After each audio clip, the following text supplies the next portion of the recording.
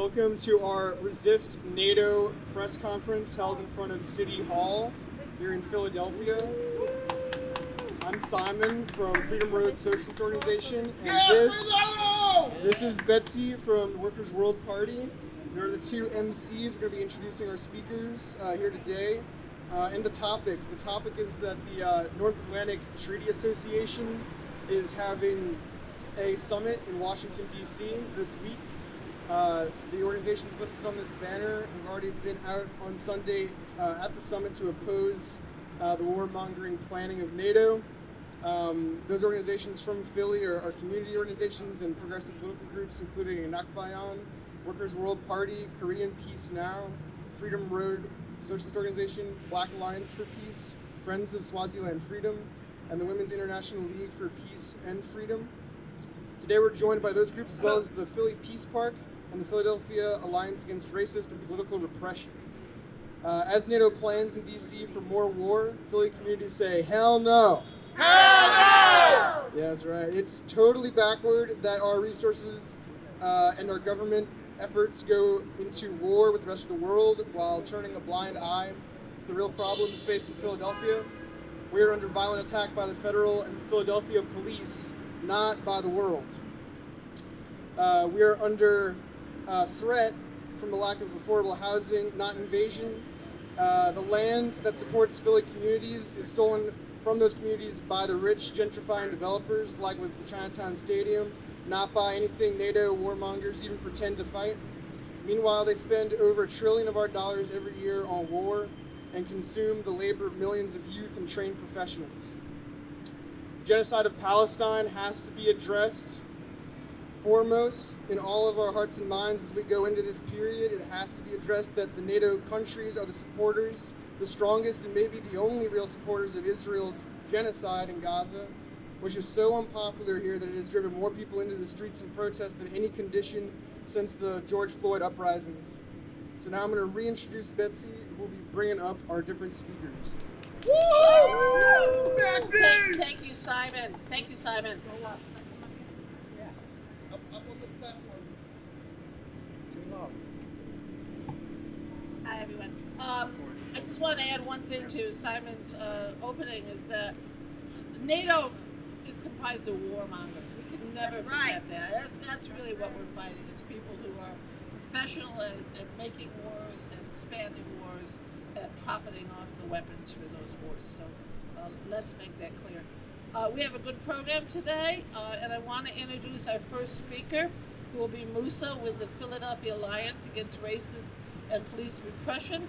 And he will be reading a statement from political prisoner Mumia Abu-Jamal from 12 years ago. So go ahead. Still relevant.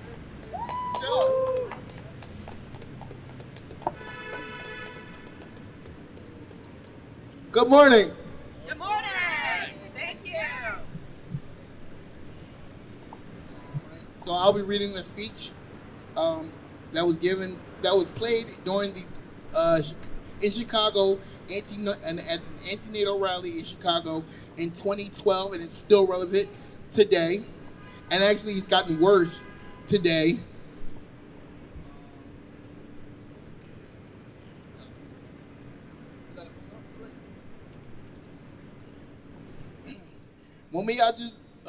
NATO, the North American Treaty Organization, will doubtlessly blather about world peace and international security. But in truth, it's all wind. They speak peace, but there are weapons of war for the imperialist nation, a weapon against the Arab, African, and Asian world, a tool of the World Bank. They are a relic of the Cold War and were originally designed to contain and constrain the old Soviet Union. But now, with the Soviet Union but a mere memory, they are an instrument of the West to interfere in what we once called third world nations, like Libya. In 2011, thousands of Libyans were bombed and killed in an effort to drive out the government of Muammar Gaddafi. Since then, as a thorn in the side of the West, NATO is a tool of the bankers, the oil companies, and the financiers who have long financed have long fancied the fabulous natural resources of Libya, such as oil and water. They use their rhetoric of humanitarianism, but it's the same old greedy colonialists that fueled hundreds of years of exploitation and puppetism that has always been at the bottom of their military interventions in the East. There is no real need for such dangerous instrument, and the temptation for any politician to employ NATO for brief electoral gains, to make mischief for votes, it is simply too great. It is time for the tool to be returned to the toolbox and for the tool to be locked up forever. Say no to NATO. Today we stand here, as Momia said, and we say no to colonialism.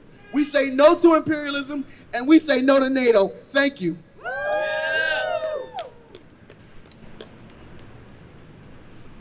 Thank you, Musa, and thank you, Mumia.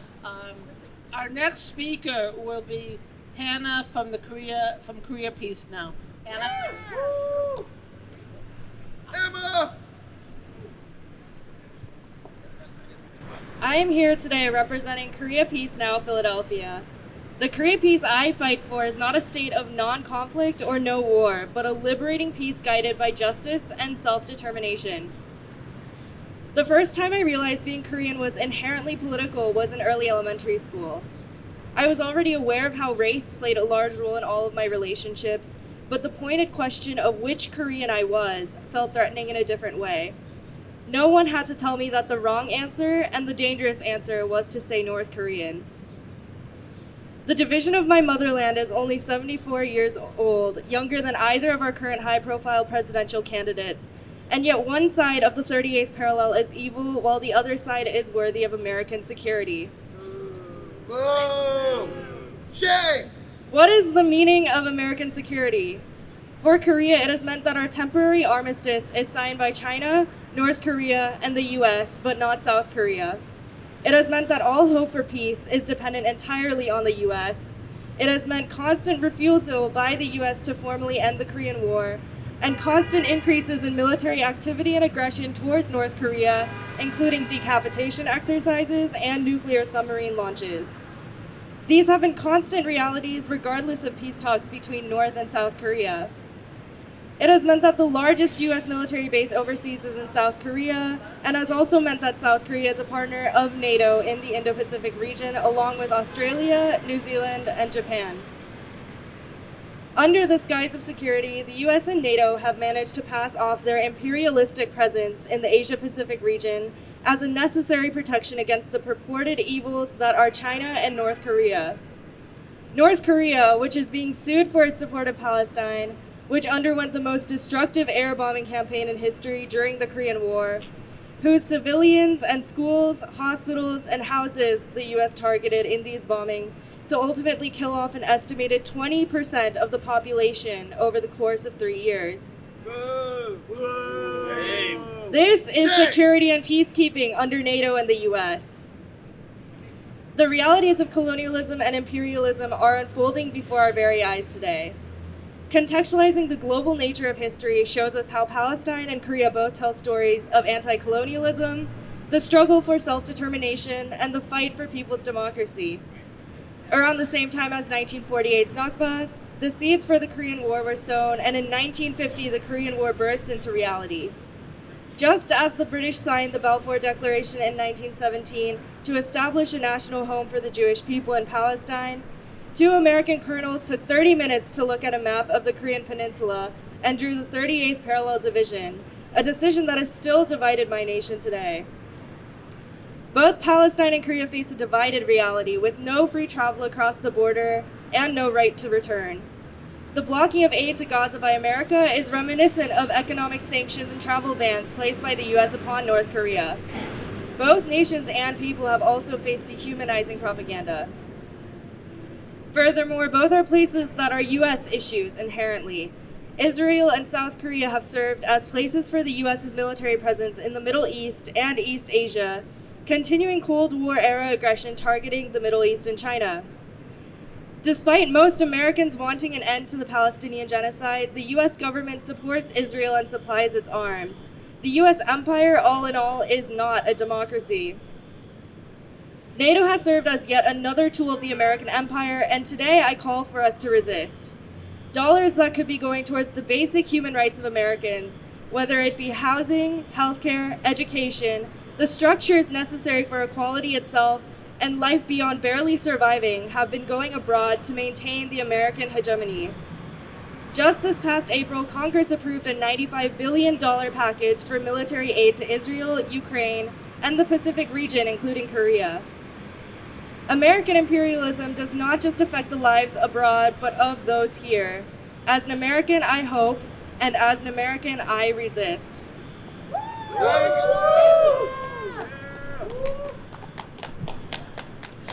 Thank you, Hannah. Our next speaker is Tina from Women's International League for Peace and Freedom. And if people, sign this over there, that if the Pentagon had to rely on bake sales, there would be no war. Has been one of my favorite ones. I think a lot of the younger activists here may not remember it, but it was one of the first signs that I was aware of when I came down to Philadelphia. So, thank you, Betsy. NATO is the largest military alliance ever to exist. The North Atlantic Treaty Organization is a destabilizing, law-breaking force for militarization and war production. Its existence makes wars, including nuclear wars, more likely. Its hostility toward the few significant militaries in the world that are not among its members fuels arms races and conflicts. The commitment of NATO members to join each other's wars and NATO's pursuit of enemies far from the North Atlantic risk global destruction. NATO 2024, finishing up their birthday party this week in D.C., has decided to bring nuclear weapons back into Germany in their misguided, false, misleading, and dangerous decision to deploy long-range missiles in Germany beginning in 2026 for the first time since the Cold War. Do you know what they did not talk about at the NATO summit? They did not talk about people power is the only power great enough to reduce the number of nuclear weapons. People power pushed and dragged our leaders to reduce the number of nukes in the 1980s. Have you heard about it? Do we teach this in our schools? No, of course not. The imperialist corporate powers do not want people to remember their own power. So instead of joining the Treaty on the Prohibition of Nuclear Weapons, they make plans to spread the weapons around the world. We say no to NATO. No, NATO! We shall join the TPNW and bring true safety, security, a fossil fuel treaty, and wellness to our nations. All of our nations, not just the ones deemed worthy by NATO. Because we hold up a vision of a world beyond NATO, where we invest to eliminate poverty, hunger, illness, and homelessness in Gaza, in the West Bank, and here at home, where we live in harmony with our environment, where we solve problems, and where we resolve conflict diplomatically with women at the table, through the only global organization that represents the whole world, the United Nations. We see what NATO does in Israel.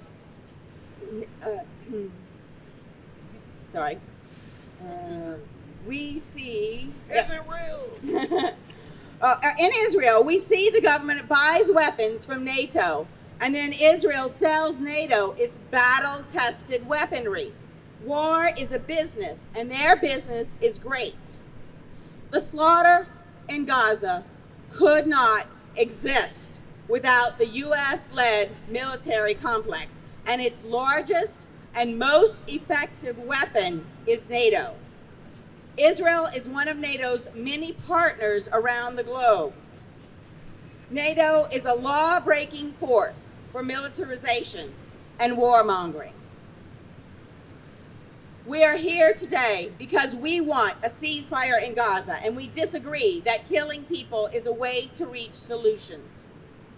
Women's International League for Peace and Freedom is working for total disarmament and peace, human rights for all, and care for the earth. NATO says that gender equality and the UN's Women, Peace, and Security agenda are integral to sustainable peace and are a reflection of their core values and priorities. They claim that NATO has a unique and important role to play in advancing women's security as both a strategic and value-based imperative. But globally, around the world, women are joining Global Women United for Peace against NATO. Their declaration notes that NATO's decisions have been responsible for a global confrontation, not peace. NATO's so-called strategic concept from Madrid in 2022 replaces functions that have been the responsibility of the UN, that seeks to impose an offensive reconfiguration that requires military spending of partner and member nations, often against the principles of member states and the desire for peace from the citizens of NATO states. War is not good for women. So don't buy the NATO line that they are supporting women, peace, and security agenda. The agenda that women want is real peace, not based on more arms, more weapons, more partnerships that deplete budgets instead of supporting the children of their countries.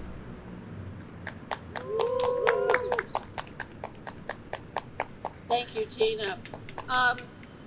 NATO, in case anybody doesn't remember, stands for North Atlantic Treaty Organization. But increasingly, NATO is expanding globally. And one of the areas that it hopes to expand is into the Pacific, to have some base in the Philippines and Australia to be used against China. Our last speaker today is Ket from Anak Bayan, a Filipino organization. Welcome, Ket. Thank you. Good morning. Morning. I am Ket, chairperson of Anak Bayan, Philadelphia, and as Betsy has said, we are a youth and student-led mass organization fighting for the national democracy and genuine liberation of the Philippines. We recognize that the Philippines is truly not free due to the neoliberal tactics like the militarization of the nation under the guise of defense and protection. Alongside numerous anti-imperialist organizations, we stand firmly against NATO and the US's heightening aggression in the Asia-Pacific, especially in the Philippines. The North Atlantic Treaty Organization is nothing more than a tool that perpetuates Western hegemony and further advances the military alliance for the interests of the US. It has expanded beyond the North Atlantic as we see the US trying to make alliances with the Philippines, Japan, Korea, and other nations in the Indo-Pacific. However, we know that this potential to make a quote-unquote Asian NATO is to encircle the US's largest economic, political, and military rival, China. And the Philippines geopolitically benefits their strategy to isolate them. After half a century of occupation and a false liberation, the US continues to expand its scope of control in the Philippines by unequal military agreements, like the Enhanced Defense Cooperation Agreement. Although it is completely unconstitutional to have US bases in the Philippines, there are 16 identified Filipino bases that the US military has access to. This loophole allows the US military to be stationed and deployed without regulations. And without those regulations, the Filipino people do not have a choice on how this affects the communities and livelihoods. Instead of focusing on building up services like housing, healthcare, education, and jobs, the Philippine government would rather sell out the land and the people to be the grounds for war. The U.S. has a planned expansion into the West Philippine Sea that leaves the nation as collateral damage for total war with China. Military agreements force the Philippines to side with the U.S. no matter what and conduct training exercises with the largest military in the world that leaves China to only see the Philippines as a proxy for the U.S. This is not about defense or protection. This is about strategic warfare that leaves the Philippines and other nations as anticipated casualties. The Philippines is the highest recipient of U.S. military aid in the Indo-Pacific, with Senator Tim Kaine and Bill Hagerty introducing Philippine Enhanced Resilience Act bill that proposes $2.5 billion more in security assistance to armed forces of the Philippines. This goes beyond NATO. We are not a military outpost or a training ground. The people demand the U.S. to be out of the Philippines and out of all of Asia Pacific. We invite you to join us to attend the Philippine People's State of the Nation address on Sunday, July 21. PSONA is the people's response to combat the lies that will be told by Philippine President Bongbong Marcos on the progression of the country. We ask you to join us in confronting our enemy at the Philippine Consulate in New York at 11 a.m. to demand for public services, not imperialist wars. Let us remember and honor the victims and martyrs of U.S. militarism. There are so many national liberation struggles here who know this story all too well and who have been displaced from their homelands because of this kind of aggression funded by imperialists. We will not forget the over 1 million Filipinos that died during the Philippine-American War in the hands of U.S. troops, as more Filipinos are murdered today by U.S. military aid. We will not ignore the genocide in Palestine that is supported by NATO. Free Palestine! Free Palestine! We will not ignore the fight for independence in Puerto Rico from being a literal colony by the U.S. and of the U.S. We will not ignore the militarization of black and brown and indigenous communities in the U.S. still happening today. All of our struggles are connected, and at the root cause of it is U.S. imperialism. We, as the global majority, rise up together and must take advantage of the heightened contradictions until the U.S. empire crumbles. The Philippines is not for sale. We demand, we do not ask, but we demand the U.S. out to be of the Philippines, out of Asia Pacific, and out of everywhere. No to NATO! No to NATO! Resist NATO! Down with NATO! Down with NATO!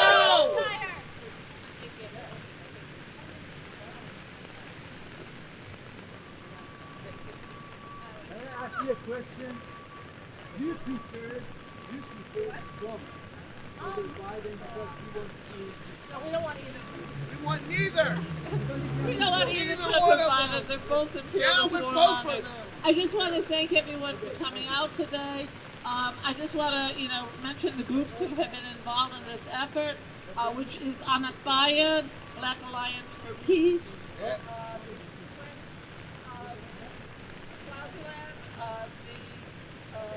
Philadelphia Alliance Against Racist and Police Repression, Workers' World Party, Frizzo, who am I forgetting?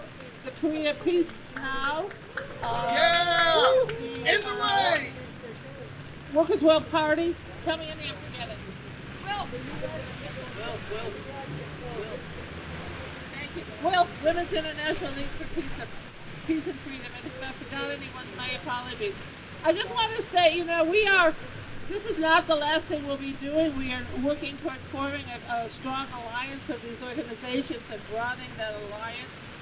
We know that it's really the people who make the difference. We are hearing from our sisters and brothers in Europe, where they're dealing directly with NATO, that they really fear. They fear that there's already World War III already. That the threat, I think as some speakers have addressed, the threat of a nuclear war is greater now than it's been maybe since the nuclear bombs were used by the U.S. at the end of World War II. We have to take this seriously, sisters and brothers. We have to organize, and we know we cannot rely on either of the mainstream bourgeois parties, the Democrats or the Republicans. They are both built on, with support from Wall Street and the bankers and on the backs of people globally oppressing those people. So down with imperialism, down with NATO. Let's build a movement for global peace. Thank you. Thank you.